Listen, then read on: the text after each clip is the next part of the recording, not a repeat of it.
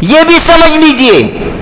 کہ حضور صلی اللہ علیہ وسلم کی شان اقدس میں جو بدترین الفاظ آج کہے جا رہے ہیں، جو گستاخیاں کی جا رہی ہیں، جو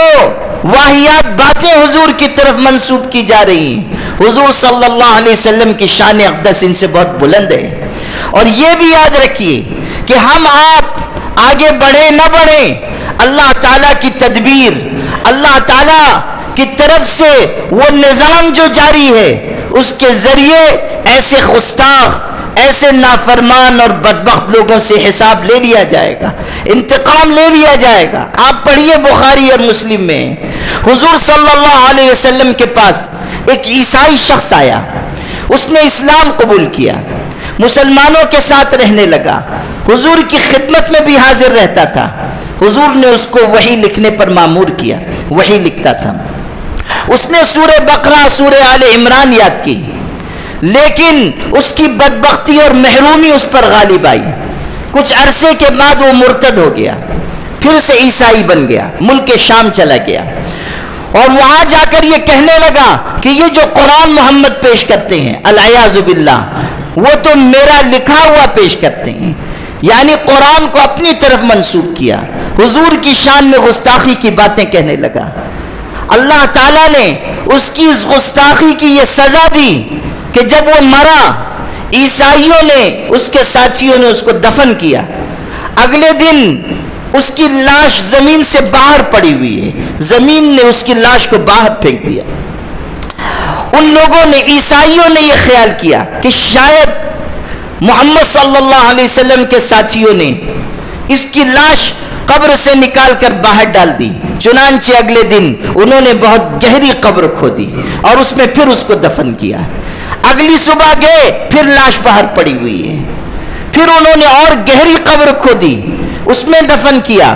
لیکن اگلے دن پھر لاش اس کی زمین سے باہر، زمین نے اس کی لاش کو قبول نہیں کیا۔ تب وہ سمجھ گئے کہ زمین اس کو قبول نہیں کرے گی،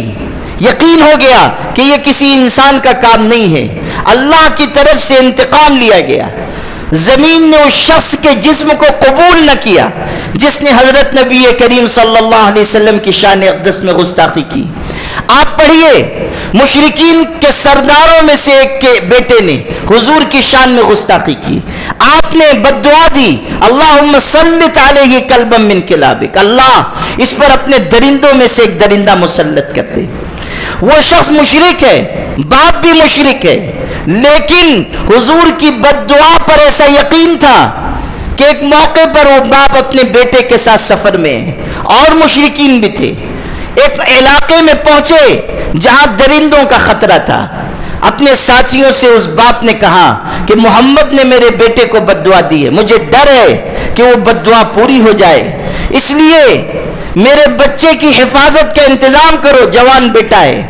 اس کو اپنے درمیان سلاؤ۔ چنانچہ سارا قافلہ اس طرح سویا کہ ارد گرد وہ لوگ تھے، بالکل بیچوں بیچ میں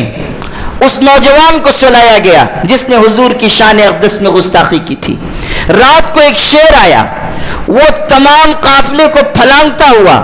اور لوگوں کے منہ سونگتا ہوا اس نوجوان تک پہنچا، اور لوگوں کو اس نے کوئی ضرر، کوئی تکلیف نہیں پہنچائی، صرف اسی کو گردن سے پکڑ کر لے گیا اور چیر پھاڑ ڈالا۔ آپ غور کیجئے کہ حضور صلی اللہ علیہ وسلم کی بد دعا کس طرح پوری ہوئی۔ آج جو لوگ گستاخی کر رہے ہیں ان کا انجام اچھا نہیں ہے۔ آج جو لوگ حضور صلی اللہ علیہ وسلم کی عزت و ناموس سے کھلواڑ کر رہے ہیں، اللہ تعالیٰ جب چاہے گا، جیسے چاہے گا ان سے انتقام لے گا۔